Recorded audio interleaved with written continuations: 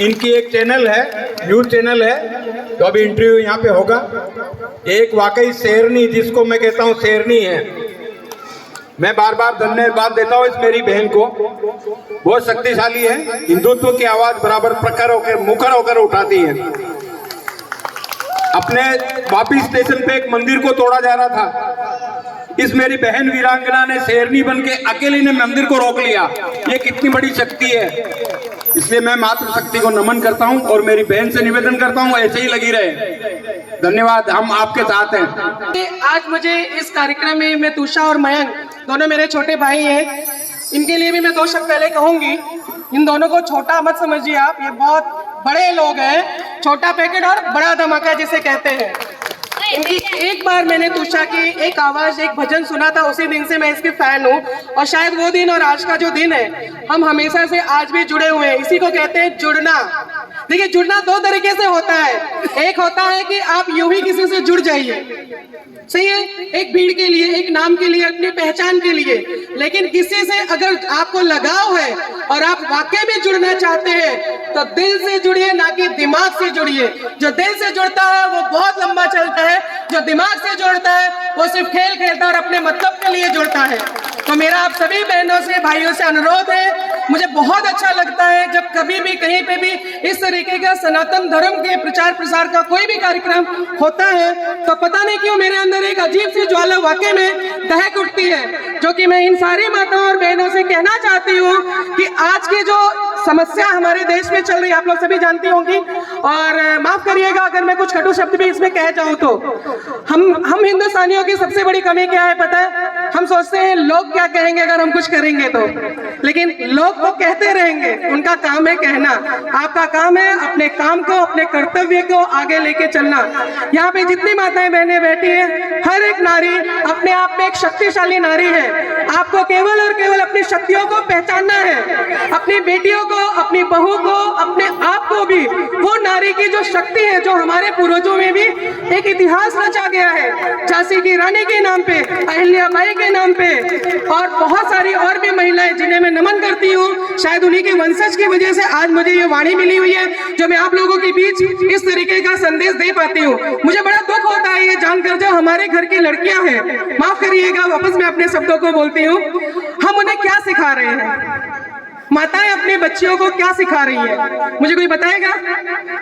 नहीं बता सकते आप नहीं बता सकते। हमारा सबसे बड़ी विडंबना यही है कि हम कभी भी ये देखते नहीं है कि हमारे बच्चे किस रास्ते पे जा रहे हैं, वो क्या कर रहे हैं। बताऊं क्यों? क्योंकि हम बहुत व्यस्त हैं। और हम व्यस्त कहाँ पे हैं? सोशल मीडिया पे। मैं गलत हूं तो बोलिए। हर एक माँ बाप जितने भी हैं, उन्होंने बच्चे पैदा कर दिए हैं, उन्होंने अपना कर्तव्य पूरा कर दिया, एक पत्नी के रूप में, एक बहू के रूप में, एक माँ के रूप में। लेकिन आप लोग माता और पिता बनकर बच्चों को जो परवरिश हम देते हैं आप अच्छी तरह से, इसमें कोई राय नहीं, मगर थोड़ा ध्यान रखिए कहीं बच्चे फिसल ना जाए।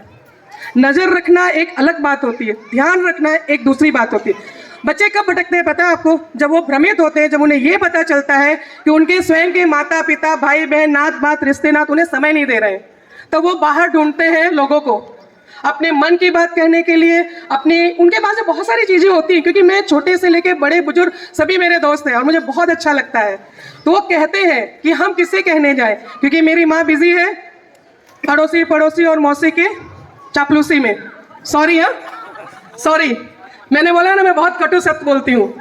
और जो हमारे भाई हैं वो सारे लक्ष्मी माता की जय हो, लक्ष्मी मैया, क्योंकि कमाएंगे नहीं तो बीवियों की ख्वाहिशें पूरी कैसे होंगी?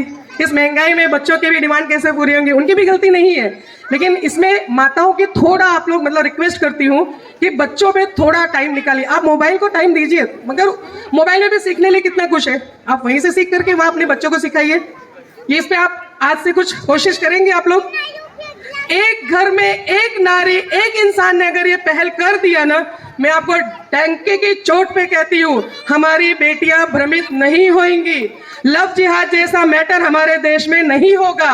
किसी भी माई के लाल में इतनी ताकत नहीं है कि हमारी सनातन बहु बेटियों की तरफ आंख उठा के देख सके, क्योंकि ऐसी ज्वाला बनाई है अपनी बेटियों को कि उसकी तरफ उठने वाली एक भी नजर 100 बार तो सोचे कि मैं किसे देख रहा हूँ, क्या देख रहा हूँ। मैं अगर देख रहा हूँ किसी औरत या लड़की की तरफ तो मुझे दुर्गा माँ और कालिका माँ ही नजर आ रही है, लाचारी और बेचारी अबला नारी नहीं।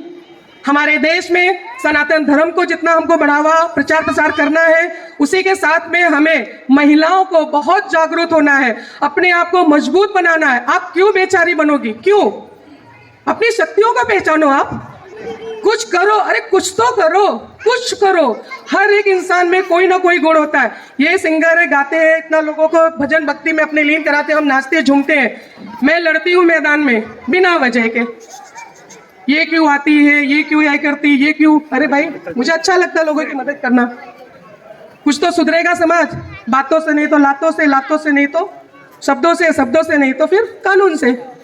तो आप लोग भी प्लीज कोशिश करेंगे, पक्का वादा, वादा हाथ उठा के ताली बजा के बताइए कि यस हम ये कोशिश करेंगे। देखिए, भक्ति शक्ति दोनों की जरूरत है हमें। मान लीजिए वापस से हमारे देश में कोई विपदा आ जाएगी तो क्या पुरुष ही लड़ाई लड़ेंगे? हम बैठे रहेंगे? पहले हम लड़ेंगे, क्योंकि औरतों के पास जो हथियार है, हथियार में याद दिलाऊं आप लोगों को? Very good. किचन में हमारे इतने हथियार है, सोचिए, I am proud of you. इतने हथियार है, जरूरी नहीं है हथियार सिर्फ तलवार या चाकू या भाला होता है या बंदूक होता है। हमारे अंदर भी वो ज्वाला, वो ताकत ऐसी होनी चाहिए। मसाले के डब्बे हैं, चमचे हैं, कड़छी है, अरे कुछ तो उठाओ। क्या वो सिर्फ पतियों को डराने के लिए है? हाँ, सिर्फ पतियों।